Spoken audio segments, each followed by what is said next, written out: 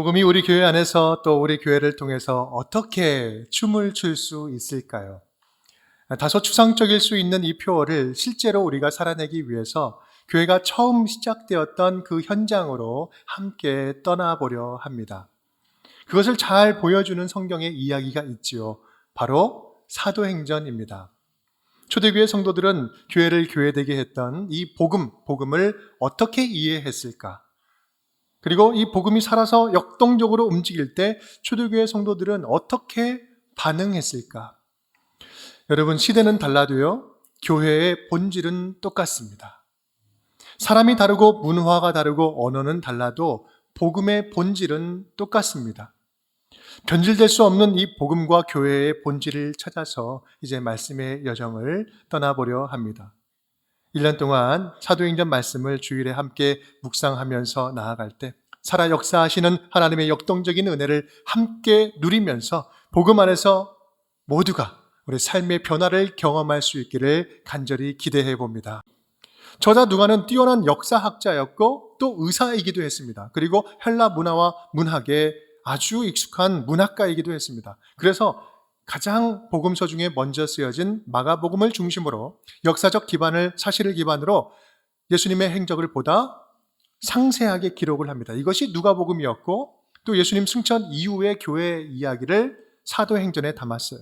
그런 면에서 사도행전은 이 기독교적으로나 일반 역사에 있어서도 사료적인 가치가 굉장히 큰 중요한 책입니다. 그래서 교회의 역사 속에서 이 교회란 무엇인가, 교회의 본질에 대해서 우리가 알고 배우려면 어디로 가야 돼요? 이 사도행전을 제대로 봐야 된다라는 말씀입니다. 사도행전의 이야기 시작은요, 예수님께서 승천하시는 바로 직전부터 시작을 합니다. 예수님의 마지막 모습이죠. 승천하기 바로 직전의 모습부터 시작을 해요. 예수님이 승천하시면서 이제 교회가 처음 시작되었는데 그 앞뒤 상황을 잘 보여주고 있습니다. 이 교회의 입장에서 보면 교회로서는 사도행전이 태초에 해당되는 말씀입니다. 그래서 오늘 이 첫 부분이 정말 중요합니다. 교회는 어떤 상황에서 어떤 과정으로 어떤 필요에 의해서 탄생하게 된 것일까? 교회 시대가 오면서 예전에는 없었던 어떤 일들이 발생하기 시작했을까? 이런 질문들이 중요한 이유는요, 그때부터 시작된 교회가 지금 이 시대에 저와 여러분의 지금 살고 있는 이 시대의 교회까지 이어오고 있는 동일한 교회이기 때문에 그렇습니다. 물론 그때와는 시대와 사람과 모습과 형태와 규모는 다 다르지만 그럼에도 불구하고 하나님이 세우신 이 교회의 본질은 그때나 지금이나 동일하게 이어져 오고 있기 때문에 그렇습니다. 오늘 사도행전 첫 시간 말씀을 통해서 우리 초대교회에 함께 하셨던 성령님의 놀라운 역사가 동일하게 우리 운정교회 모든 성도님들의 삶에 충만하게 임재함으로 말미암아 우리의 믿음이 다시 새로워지는 그런 복된 말씀의 시간 되기를 주님의 이름으로 축복합니다. 우리 함께 따라하겠습니다. 첫 번째입니다. 하나님 나라 세움 공동체입니다. 하나님 나라 공동체입니다. 승천하시기 전에 예수님의 활동 내용은요, 복음서 외에는 우리 이곳에만 나오고 있죠. 우리 3절 말씀인데 함께 읽어보겠습니다.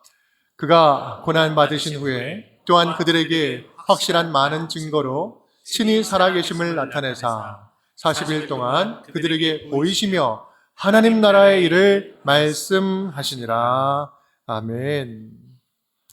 부활하신 예수님은 40일 동안 그들에게 보여주시면서 하나님 나라 일을 가르치셨어요. 예수님이 이 땅에 오셔서 하시려던 모든 말씀, 모든 기적, 모든 사상, 모든 가르침의 핵심 주제는요, 단 하나였습니다. 무엇이었을까요? 하나님 나라였어요. 하나님 나라. 오시면서부터 가실 때까지 하셨던 그 말씀 주제는 하나님 나라였어요. 하나님 나라를 회복하기 위해서 하나님이 직접 인간이 되어 내려오셔서 이 땅에 구원의 문을 활짝 열어주신 거예요. 그 문은 누구나 차별 없이 들어갈 수 있는 문인데 바로 믿음으로만 들어갈 수 있는 문이었어요. 누구든지 믿음은 가능하거든요. 그렇기 때문에 차별 없이 들어갈 수 있는 믿음의 문을 열어주셨습니다.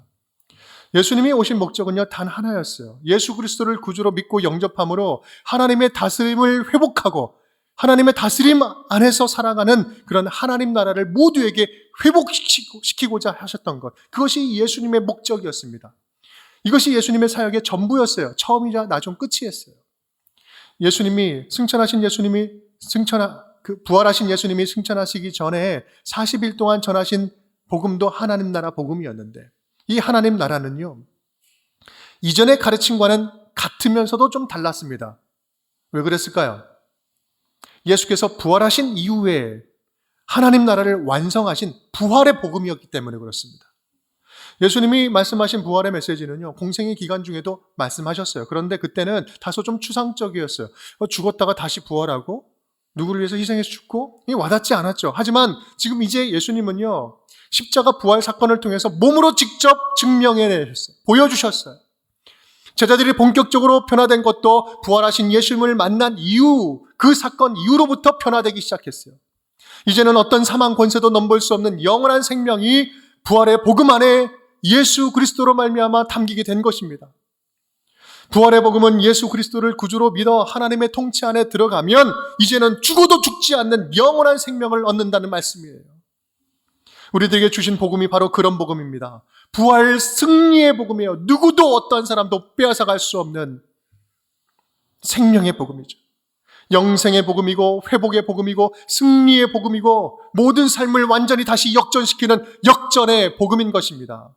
이 복음을 온전히 믿고 확신 가운데 거한다면 우리의 영혼은 춤추게 되는 거예요. 영혼은 춤출 수밖에 없어요. 뭘 해도 자유로울 수밖에 없습니다.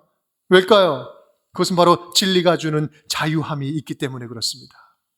그래서 천국이 멀리 있는 곳이 아니라, 하늘에 있는 것이 아니라, 죽어야만 만날 수 있는, 갈 수 있는 곳이 아니라, 지금 우리가 살고 있는 이 땅에도 비록 이 땅은 불완전한 세상이지만 충분히 예수님과 함께라면 가능하다라는 것을 증명해내 보이면서 하나님의 자녀답게 멋지게 지금 우리 살아가는 이 땅 가운데 살아낼 수 있기를 간절히 축복합니다.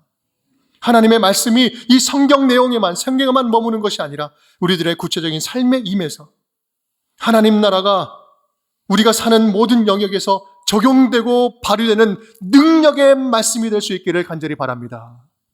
그렇게 우리 교회가 2024년도에는 하나님 나라를 제대로 배워가는 하나님 나라 배움 공동체가 될 수 있기를 주님의 이름으로 축복합니다.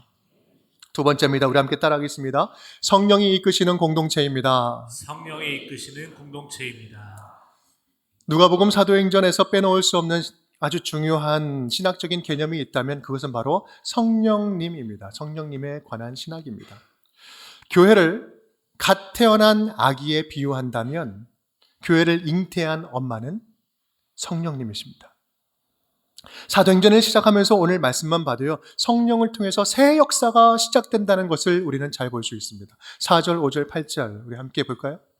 함께 읽겠습니다. 사도와 함께 모이사 그들에게 분부하여 이르시되 예루살렘을 떠나지 말고 내게서 들은 바 아버지께서 약속하신 것을 기다리라. 성령이죠. 5절 요한은 물로 세례를 베풀었으나 너희는 몇 날이 못되어 성령으로 세례를 받으리라 하셨느니라. 8절 오직 성령이 너희에게 임하시면, 예수님이 승천하시고 가신 빈자리는 또 다른 하나님의 위격인 성령께서 오셔서 예수님이 다시 오실 때까지 이 교회의 시대를 이끌어 가실 거예요.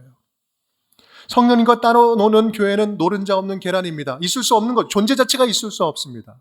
그래서 성령님을 사역의 중심에 두지 않는 교회는요, 모양은 교회인 것 같아도 그건 교회일 수가 없어요. 그런데 우리는 종종 성령님을 우리 곁에서 부수적으로 도와주는 도우미 정도로 생각하는 경향이 있어요. 내가 하고 싶은 일들을 열심히 하면서 성령님 도와달라고 막 하는데요, 사실 그 일이 근본적으로 성령님으로부터 시작된 일인지 전혀 묻지도 않고 관심도 없고 궁금해하지도 않고 내 마음대로 시작해놓고 무조건 도와달래요.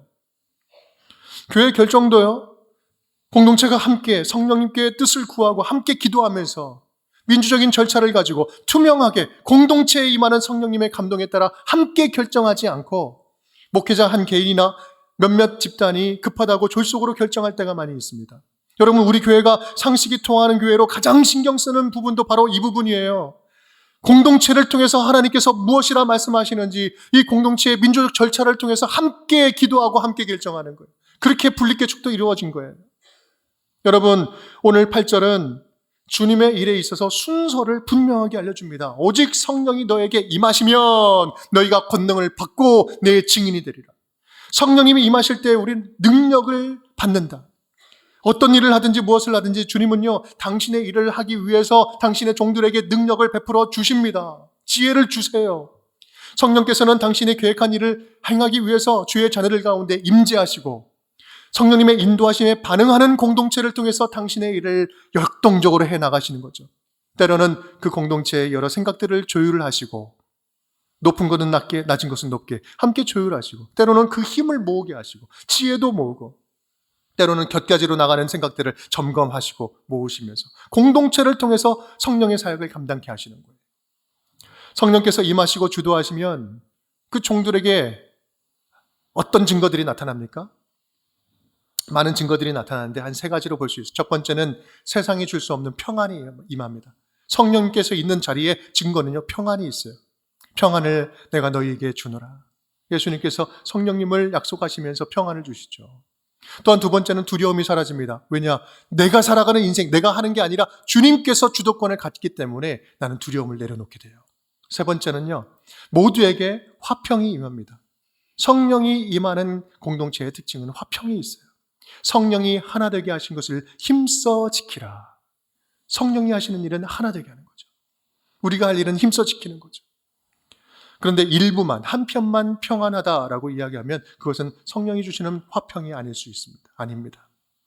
올해는 우리 교회가 뭔가를 막 해내는 일에 바쁜 것이 아니라 성령님의 음성을 듣는 일에 바쁠 수 있기를 간절히 바랍니다.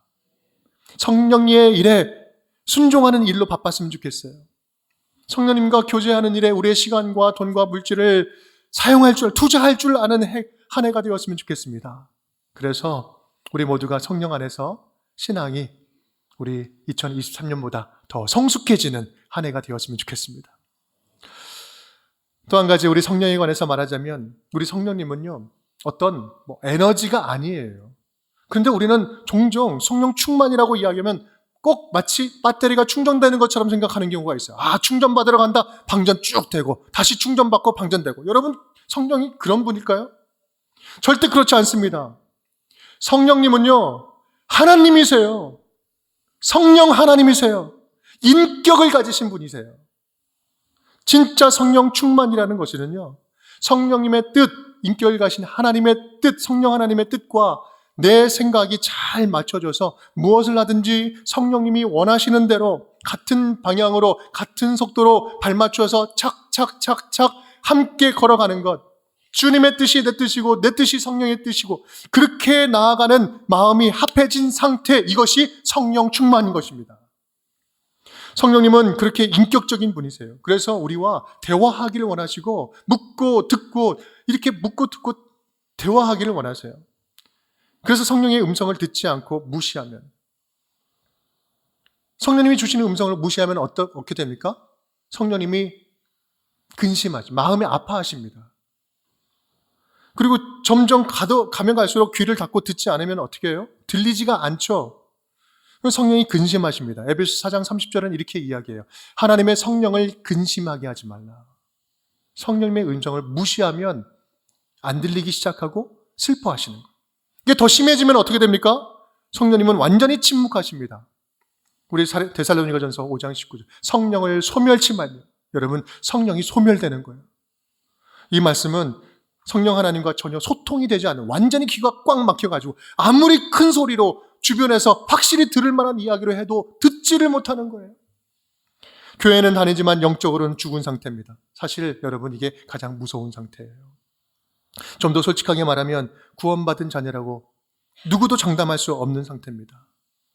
왜냐하면 구원은 한 번의 이벤트가 아니에요. 하나님과의 인격적인 관계가 구원입니다. 성령님과 교제 없이 상관없이 살아간다면 이건 마치 어린아이가 응애하고 한번 태어났는데 그 다음부터 전혀 먹을 것을 먹지 못해서 그런 죽는 생명과 똑같습니다. 복음이 춤추는 교회는요, 성령님과의 이 살아있는, 매 순간순간 살아있는 인격적인 관계를 누리는 그런 공동체입니다. 성령님께 묻고 듣고 순종하는 이 프로세싱이 너무나 자연스러운 교회예요. 함께 모여서 기도하는 모임과 함께 모여서 기도하는 시간이 많은 교회입니다. 조금 더디 가더라도, 조금 미숙하더라도 모든 사람과 화평함을 먼저 따르는 교회가 복음이 춤추는 교회예요. 새해 우리 운정교회가 그런 교회가 되었으면 좋겠습니다. 성령님이 우리 안에서 충만하게 임해서 성령께서 기쁨으로 마음껏 춤추시고 일하시는 우리 교회가 될 수 있기를, 모든 성도님들 될 수 있기를 주님의 이름으로 축복합니다. 세 번째입니다. 우리 함께 따라하겠습니다. 천국을 살며 천국을 기다리는 공동체입니다. 천국을 살며 천국을 기다리는 공동체입니다. 성령께서 임하셔서 임하시면 그때부터 우리를 통해 역동적으로 일하시겠다라는 말씀이죠. 8절 말씀 제가 다시 읽겠습니다. 오직 성령이 너에게 임하시면 너희가 권능을 받고 예루살렘과 온 유대와 사마리아와 땅끝까지 이르러 내 증인이 되리라 하시니라. 성령께서 임하시면, 그렇다면 구체적으로 어떤 일을 행하신다고 해요? 첫 번째는 주의 일을 할 수 있도록 권능을 주십니다. 능력을 주시죠. 여러분, 주의 일을 하면서 능력이 없어서 걱정하거나 불안해할 필요가 없다라는 말씀입니다. 주님께서는 필요한 만큼 담아주시고 담아주신 만큼 하나님이 또 쓰실 거예요. 여러분, 새해 혹시 2024년도 교회 안에 또 여러 일들 가운데 새로 맡은 일들이 있습니까? 여러분, 걱정하지 마세요. 걱정하지 마십시오. 주님이 이미 여러분에게 능력을 예비해 주고 계신 줄 믿습니다. 두 번째는 능력을 주셔서 어떤 사람이 되게 해요? 예수의 증인이 되게 하는 거예요. 증인이 되게 하시려고 능력을 주시는 거예요. 다른 헛된 데 쓰는 그런 능력이 아니라 예수의 증인으로 살도록 능력을 주시는 거죠. 우리에게 주시는 일의 핵심은 증인 사역이라는 것이에요. 무엇을 하더라도 예수가 드러나는 삶을 살게 하는 거죠. 성령님은 우리로 하여금 계속해서 예수를 닮아가게 하고 성장하도록 이끄십니다. 목숨 걸고 예수를 따르는 제자가 되게 하는 거예요. 대충 믿는 사람이 아니라, 적당히 믿는 무늬만 크리스찬이 아니라 하나님 나라를 위해서 헌신할 줄 아는 참된 제자, 참된 하나님의 자녀로 만들어 가신다는 말씀이에요. 여러분, 우리의 신앙이 혹시 지난 한 10년, 20년째 그대로 그 자리에 멈추어 있다? 최근에 은혜 받은 이야기 나눠봅시다. 30년 전에 내가 회심할 때 이야기를 계속해서 내 입술에서 하고 있다? 여러분, 그렇다면 지금 해야 할 일은요, 성령님, 지금 나와 함께 하시는 성령님께 도우심을 구해야 될 때입니다. 한번 믿었다고 믿음은 절대로 자라가지 않습니다. 세 번째가 중요해요. 성령께서 임하시면 능력을 받고 예수의 증인이 되는데 근데 어디로 보내세요? 어디로 보내십니까? 예루살렘과 온 유대와 사마리아와 땅끝까지, 가까운 곳부터 먼 땅끝까지 가리지 않고 모든 곳에 다 보내신다는 말씀입니다. 파송하신다. 사실 이 말씀은요, 이 8절 말씀은 사도행전의 전체 지도와 같은 말씀입니다. 이제 앞으로 이 순서대로 복음의 확장을 사도행전에서 보여줄 거예요. 그렇게 뻗어나갑니다. 이것이 교회의 역사예요. 그렇습니다. 우리 주님께서 세워가시는 이 교회는 한마디로 증인들의 공동체가 될 것이다 라는 말. 지금 우리 운정교회는 증인들의 공동체라는 거예요. 그냥 어떠한 목적이 있어서, 어떠한 만남이 고파서 그냥 만나는 그런 친교 모임이 아니라 증인들의 공동체로 부르셨다는 말씀이죠. 성령님을 의지해서 온 땅으로 복음 들고 흩어지도록 하는 공동체, 증인 삼으려고 부르셨고, 그걸 위해서 증인들의 공동체인 교회를 세우셨어요. 모여서 하는 일도 예수 복음을 증거하는 것이고, 흩어져서 하는 것도 복음을 증거하는 것입니다. 우리가 긍휼을 베풀고 나눔 사역을 하고 또 우리 주변에 어려운 이웃들을 이렇게 돌보고 섬기는 것도 그것이 바로 복음을 담는 그릇이기 때문에 그렇습니다. 이곳이나 저곳이나 어제나 오늘이나 예수 안에 있는 복음을 전하는 것입니다. 가진 게 많으나 적으나 부족하나 없으나 당당하게 예수의 증인으로 살아가는 거예요. 많고 적으면 중요하지 않아요. 내 존재가 예수의 증인으로 살아가느냐가 중요한 거죠. 그런데 여러분, 이러한 예수를 증거하는 일이 억지로 시켜서 될 일입니까? 하라고 하니까 하지 못하겠는데 억지로 하니까 합니다. 어쩔 수 없어서 억지로 죽을 맛으로 하는 게 증인입니까? 아니요, 그럴 수 없는 것입니다. 우리가 복음을 제대로 이해했다면 우리가 예수를 증인되어서 살아가는 삶 자체가 이 땅에서 천국을 사는 삶인 것을 확신하기 때문에 우리는 기쁨으로 누가 시키지 않아도 할 수 있는 거예요. 성령의 인도하심 따라 예수님을 주인으로 모시며 살아갈 때 세상이 줄 수 없는 평안이 임하고 자유함이 임하고 기쁨이 있고 영원한 소망이 생겨나가고, 그리고 뭐라 형용할 수 없는 충만함이 우리에게 느껴지는 것이죠. 이 땅에서 하나님 나라의 풍성함을 맛보며 살아가고 있기에 누가 시키지 않아도 주님을 증거하면서 살아가는, 내가 이것을 전하지 않고서는 견딜 수 없습니다. 라고 고백을 하면서 가는 겁니다. 언제까지요? 한 번 하고 마는 것이 아니라 주님 부르시는 그날까지, 만나는 그날까지 그 길을 걸어가는 거죠. 사랑하는 여러분, 예수님 만날 때까지 우리 죽어서 만나든 주님께서 재림해서 만나든 그 만나는 순간까지 예수를 품고 살아가는 이 시대가 바로 초대교회부터 시작된 교회의 시대입니다. 지금 우리는 그 시대를 살아가고 있는 거예요. 그래서 지금 우리가 사는 모습을, 우리의 모습을 한마디로 표현하면 이렇게 표현할 수 있을 것 같아요. 함께 읽어볼까요? 우리는 천국을 살면서 천국을 기다리는 사람들입니다. 예수님과 천국을 살면서 완전한 나라, 천국을 기대하면서 살아가는 거예요. 예수님의 승천을 쳐다보고 있는 제자들에게 천사가 이렇게 이야기를 합니다. 우리 11절 말씀. 이르되 갈릴리 사람들아 어찌하여 서서 하늘을 쳐다보느냐. 너희 가운데서 하늘로 올려주신 이 예수는 하늘로 올라가심을 본 그대로 오시리라 하였느니라. 어찌하여 서서 멀뚱하니 황망한 표정으로, 그렇게 아쉬운 표정만으로 하늘을 쳐다보고 있느냐. 이제 세상에 보냄받은 성령의 사람들은요, 떠나간 예수님을 그리워하면서 하늘만 쳐다보는 자들이 아니라 하늘의 눈으로, 하늘의 시각으로 이 땅을 쳐다보며 살아가는 자들이다라는 말씀을 하고 있는 거예요. 하늘만 바라보는 인생이 아니라 이 땅을 바라보시는 하나님의 눈으로 이 땅 가운데 하나님의 나라, 천국을 살아내도록 그러한 하나님 나라를 선포하며 살아가는 자들로 우리를 삼아주셨다는 말씀. 남겨진 이 땅에서 충성을 다해, 생명을 다해서 우리가 할 수 있는 최선을 다해서 예수님을 품고 예수님을 전하는, 복음 전하는 일로 살아가는 것입니다. 여러분, 이것을 우리는 한마디로 선교라고 이야기합니다. 그리고 예수님은 이 땅에 오신 선교사의 가장 완벽한 모델이 되어주십니다. 또한 우리들은 예수님을 닮은 작은 선교사로 부르셨어요. 우리가 예수님을 따르는 자들이다, 예수님을 구주로 믿는 구원받는 자녀라면 한 사람도 예외 없이 우리의 정체성은 선교사입니다. 그런 우리를 통해서 하나님이 직접 열심히 우리를 통해서 일을 주님께서 하실 텐데, 이것을 우리는 하나님의 선교, 미시오 데이라고 부릅니다. 사랑하는 여러분, 우리 교회가 새해에 그렇게 하나님께서 하시는 그 선교의 좋은 도구가 되었으면 좋겠습니다. 우리는 복음으로 충만할 뿐이고 주님은 그런 우리를 통해서 역동적으로 선교하실 것입니다. 그러한 우리의 믿음, 우리의 교회를 함께 기대하면서 우리 운정에 기대하는 우리 운정의 모든 식구들이 될 수 있기를 주님의 이름으로 축복합니다. 함께 따라하겠습니다. 복음이 춤추는 교회는 하나님 나라 배움 공동체입니다. 성령이 이끄시는 공동체입니다. 천국을 살며 천국을 기다리는 공동체입니다. 천국을 살며 천국을 기다리는 공동체입니다.